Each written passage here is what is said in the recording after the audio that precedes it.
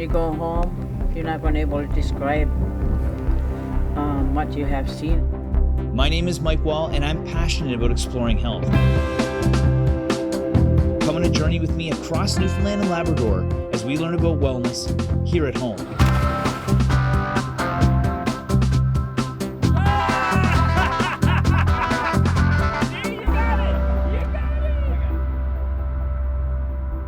I find it all too easy to get stuck in the structure of modern life. Wake up, make a coffee, go to the gym, go to work, hang out with friends and family, go to sleep.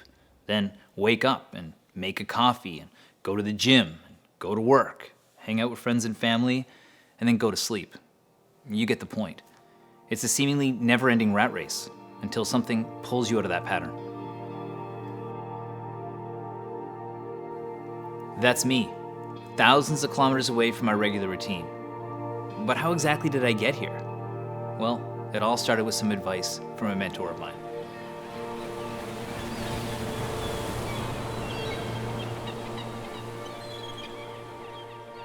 I've known Dr. Khalili for over a decade, and I've always taken his advice to heart.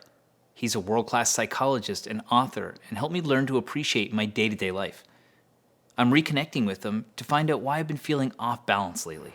Hey, Dr. Khalili, thanks for joining me out here today.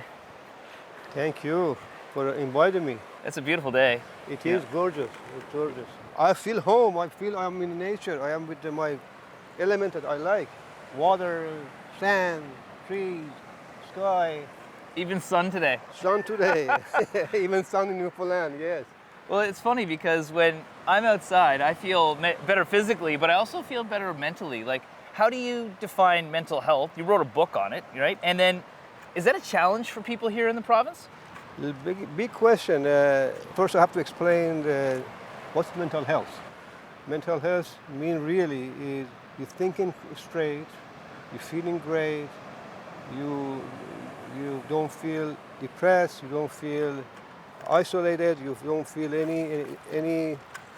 You feel like body. When body is not well, part of your body may be paining. So same thing with mental health. Newfoundland, unfortunately, a lot of people are addicted to the screens. Television, these. Yes, right. And we have the solution right here in our province. Right. You mean right here, like literally right here, yeah. This is our mother nature. This is given to us. Nature therapy is the best thing you can do. We can come out, and we don't have to do anything. Just sit down someplace beautiful, watch everything, walk around. The trees and water will give it to you. You don't have to go too far. Well, that's the thing. I think sometimes, there's experts like yourself that help people every day, but there are things like this, like being outside, that are good for us. What else can people do to help improve their mental health when it comes to being outdoors? Well, I would suggest you need at least to be out in near nature or in the nature, at least half an hour a day, probably 3-4 hours a week. That's probably would do the job. Yeah. But unfortunately, people make excuses and bring in a reason that they don't come out. Yeah. And we have the best. I have walked everywhere in the world. Yeah. This is the best place on earth. Yeah. Huh. We are part of nature, so we need to feel that way, not to belong to a small behind the desk and group. They were somehow separate from it all. Like when you talked about your adventures, what did they do for you? Well, it gave me a lot of confidence. I felt that I can move.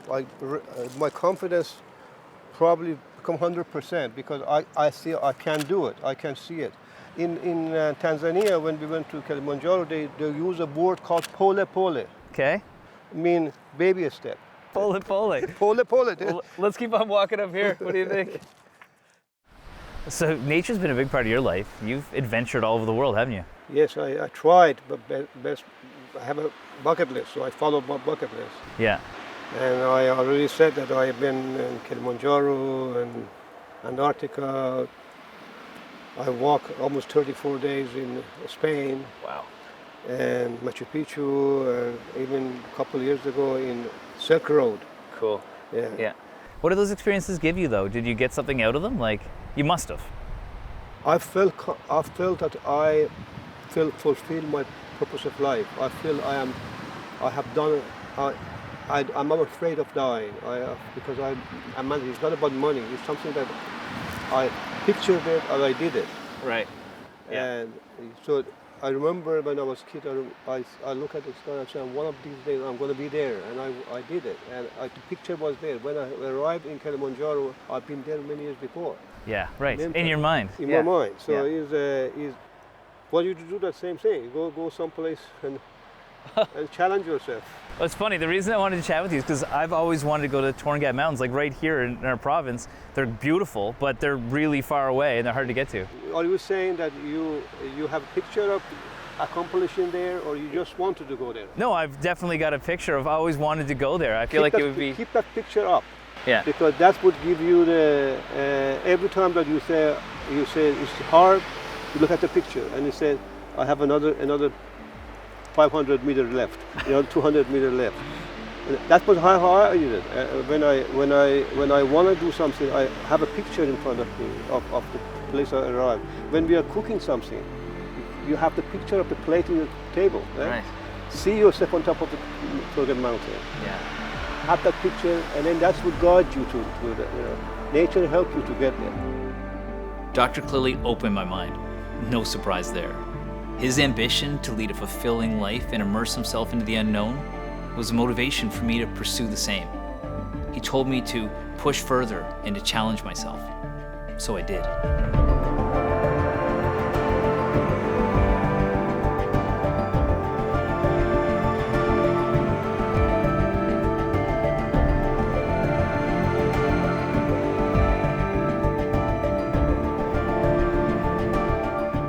After a long day of traveling across Labrador, we broke through the clouds to reveal a place I can't even describe.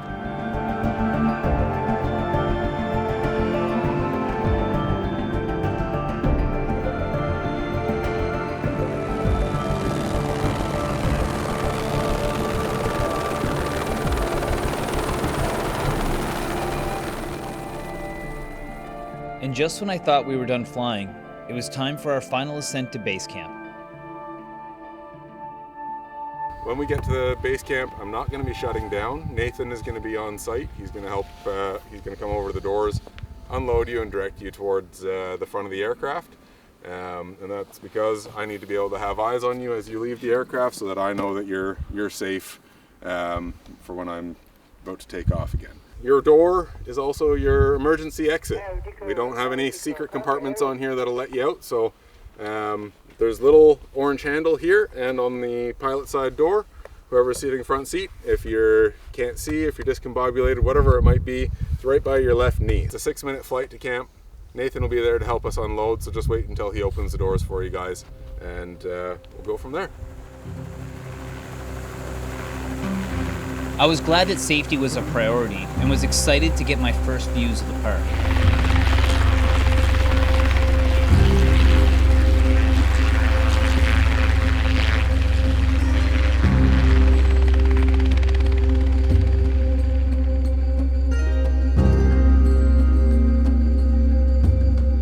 Immediately, the scenery was unbelievably beautiful.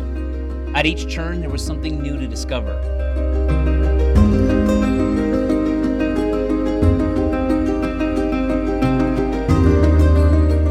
As we approached base camp, I could tell this was a place where I could really connect with nature. We were definitely in it now.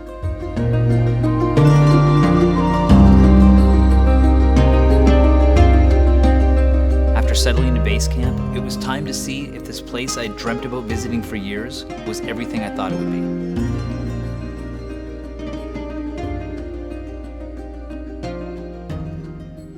All Parks Canada staff here are all Inuit staff. We're one of the only all Indigenous staffed parks in the country. So you might see bear guards. They're all Inuit, trained with their rifles and shotguns. We have a prominent polar bear and black bear population here. Polar bears are predatory. They will hunt you. That's why we have first line defense bear guards, guns. We have a 15,000 volt electric fence surrounding us here. They're really aggressive, they're really big, and they're really opportunistic. They'll probably be the ones that we see around camp that come up over the hills. You'll hear the bear guards put off their bangers and screamers and whatever else. But if you do use the bathroom, please let one of us know.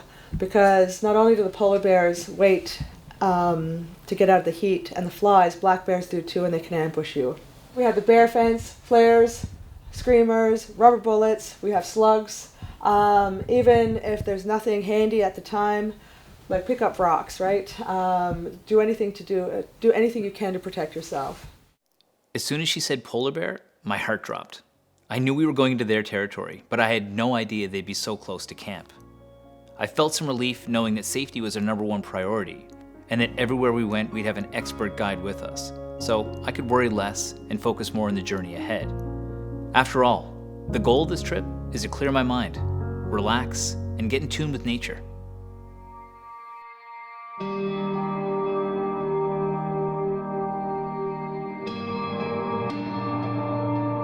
We started off with a short hike just outside of base camp. Now, it wasn't much of a hike for our guides, but I couldn't believe where I was walking.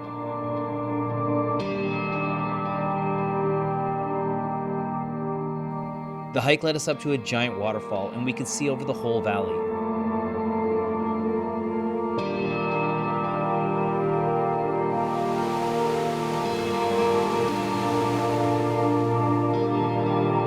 There were mountains on every side of us. It was like something I'd never seen before. It's hard to believe that we were just getting started. I grew up fishing. My grandfather was a fishing guide, so it always brings me right back to being a kid.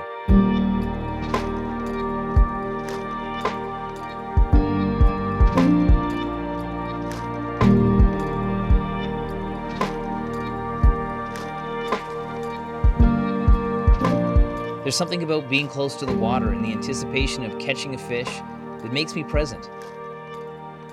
And there were so many Arctic char that in just a few casts we were all reeling in giant fish.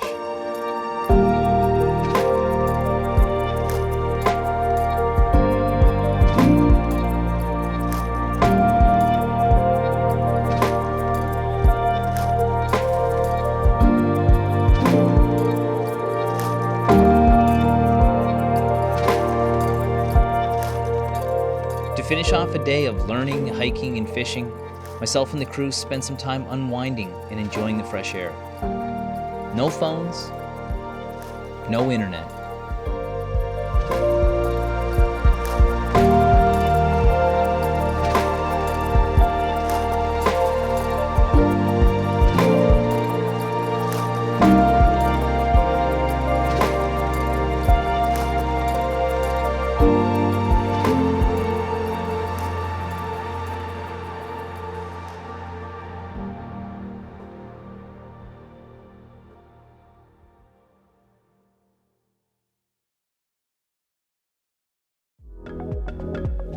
Waking up today was easy. We have a big hike ahead of us. And I didn't sleep much last night thinking about what we might discover. I'm pushing my limits on this one, but that's what it's all about.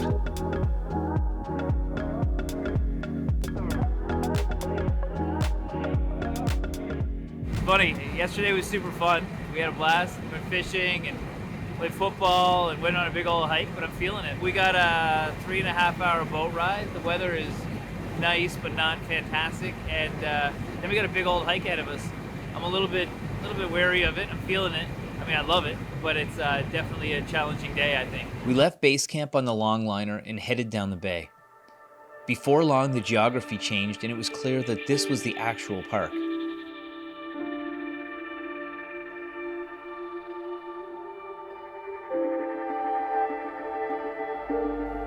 All the beautiful scenery we had seen up to this point was just to prepare us for what we were about to witness.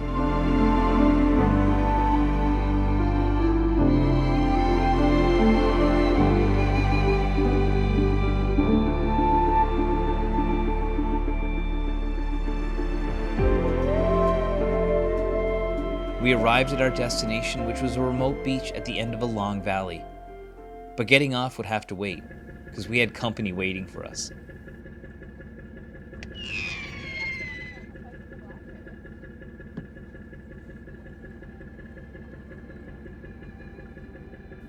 It didn't take long to scare away the locals and to claim a good spot for a cook-up. Fish was on the menu, and after a few casts, it was also on the fire.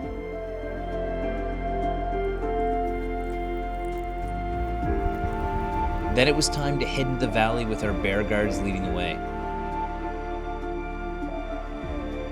The cliffs surrounding us were almost a kilometer high. They towered over us at every turn.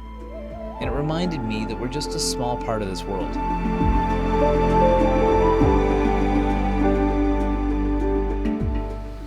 We stopped for some mountain water, and it was the freshest that I've ever tasted.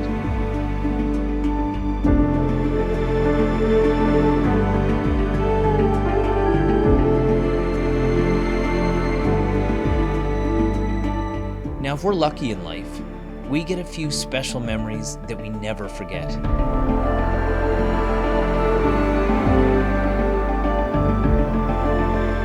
And coming over the crest of that mountain, I looked out over a view that took my breath away. It was so grand that it didn't even look real. It was quite possibly the most beautiful landscape I'd ever seen.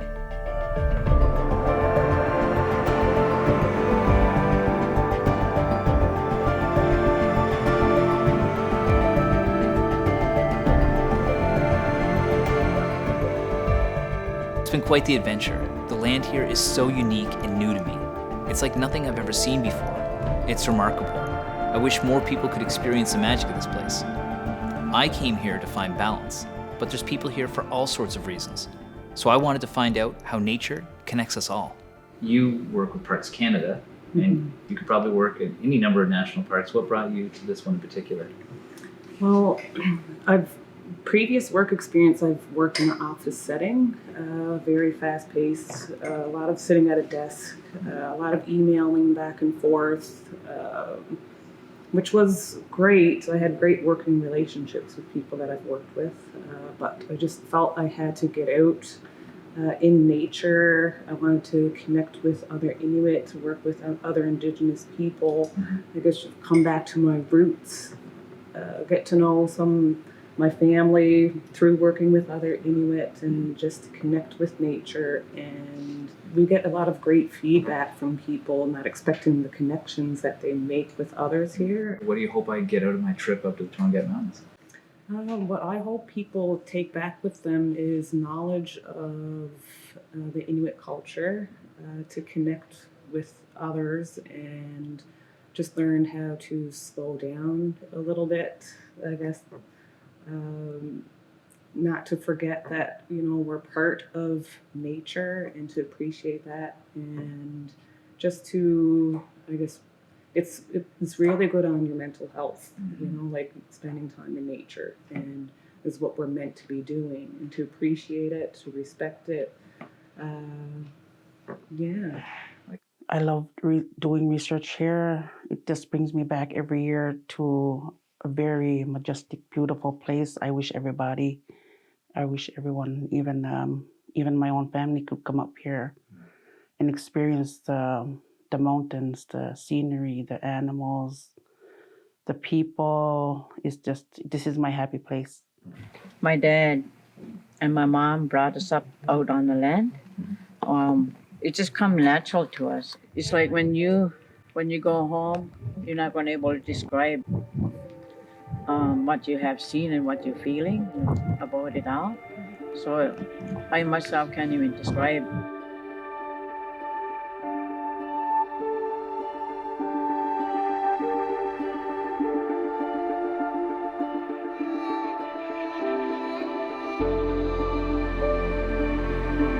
After this whole experience and speaking with these amazing people who have lived off the land for generations, I realized that I was seeking so much more than a dose of the outdoors.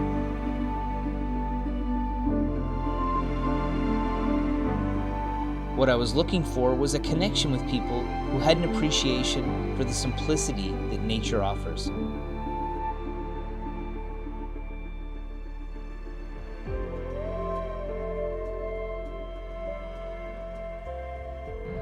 That wasn't a long trip to the Torngats, but it was an amazing trip. I was able to see the land and connect with the people and learn about the culture. And I know that I can't live here forever, but when I go back to day-to-day life, I'm gonna have memories that I can always turn to when things get a little too stressful.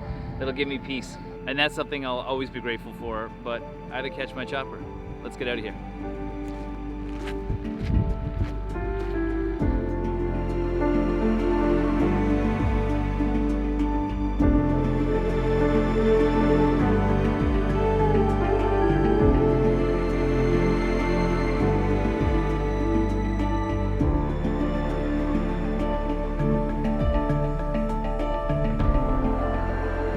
Man, what a journey, from a plane to a helicopter to the top of a mountain. I've truly come to appreciate all the things that nature has to offer. Up here, there's no cars, no hustle and bustle, and you can't help but be present. It's a mindset you can only really achieve if you're fully immersed in the elements. And it's something I hope I can introduce to the people in my life and my own day-to-day. If we all take a moment out of our day to appreciate that nature is a part of us, then we'll realize that a small dose of nature goes a long way.